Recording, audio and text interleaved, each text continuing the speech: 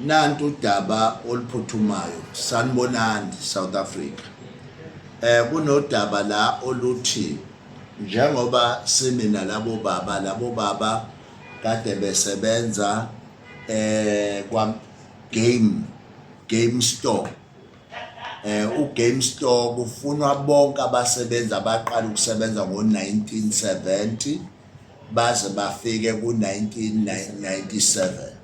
Kucelwa nje umuntu owake wasebenza ngaleso sikhathi, bese kuthi nabashonelwa ngabantu mhlawumbe ama-families umuntu wayesebenza ka-Game ngaleso sikhathi uyacelwa ukuthi abe seMaritzburg ngomhla ka-3 uDisemba u-2025 ngo-9 ekuseni e-High Court, Pietermaritzburg High Court. Ucelwa nuhlabe nulawule, nigqoke ney'ngubo zakhona ka-Game so that nizokwazi nonke ukwenza njani ukubonana. Uma ningenazo futhi akusho phela ukuthi ningezi, noma ngabe kuthiwa province yaKwaZulu Natal noma kwamanye ama-province, i-case eyodwa le kuney'mali ezasala ngesikhathi uGame eqasha abantu ngo-1970 to 1997. I-case ke sayifaka e-High Court, i-case ngo-Advocate uNdawo. So siyacela ukuthi whoever onomuntu noma umakhelwane noma isihlobo esasebenza ka-Game usidlulisele le video.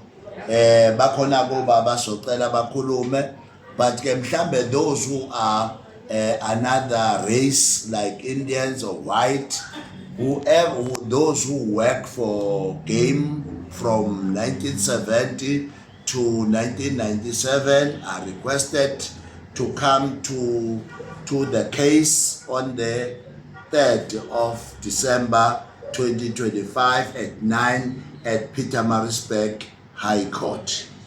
So angazi baba kukhona okusalayo ofisa ukusho.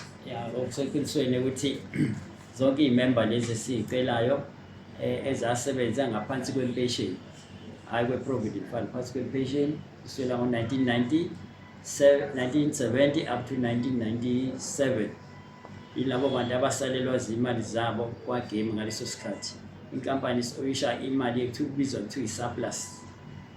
Wonke umuntu nomuntu osewashona, uma ngabe wazi ukuthi khona umuntu owashona waye-permanent, kodwa kufanele enze sure ukuthi uyeza lawa Game a-contacte lo khulumayo kwi-076 294 3306 u-admin ukuze sikwazi ukuthi lo muntu simfaka kwi-profile.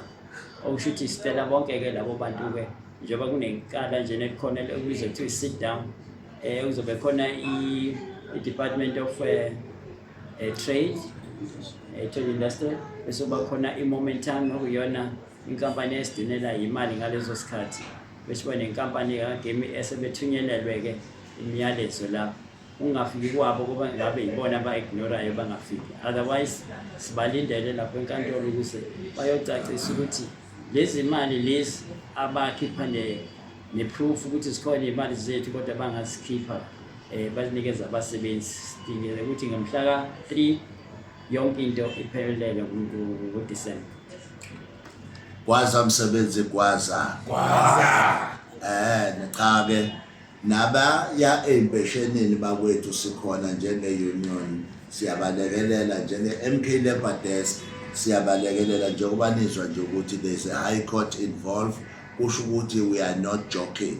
Sifuna iy'mali zobaba bethu, iy'mali zobhuti bethu, iy'mali zomkhulu bethu zikwazi ukuthi zenze njani zitholakala. Siyacela-ke othisha ey'koleni bakwazi ukubuza nasey'nganeni, whoever nje uthisha nasemasontweni, siyacela kubefundisi, siyacela nakuma-political organizations bayimemezele, bawuhlabe bawulawule, ney'nduna namakhosi, wonke umuntu amemezele ukuthi kunento efana nale, ukuze uma le mali itholakala bonke abantu bayithole iy'mali zabo. Sifuna ukuzoshintsha iy'mpilo zabantu. Amandla awethu. Siyabonga.